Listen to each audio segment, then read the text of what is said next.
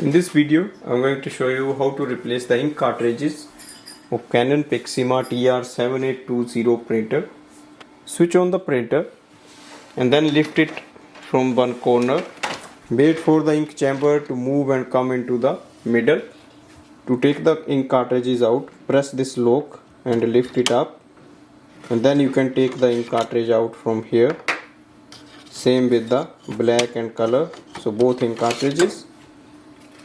Take the new ink cartridge, remove the seals, place them here. So with the color ink cartridge, place the front in the end and then the back. Automatically it will go into its position. So just place it here, place the lock, lift it little bit up and let it go itself,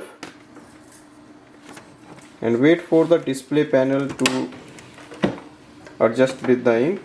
So this way we can replace the ink cartridges of this printer. Thanks for watching.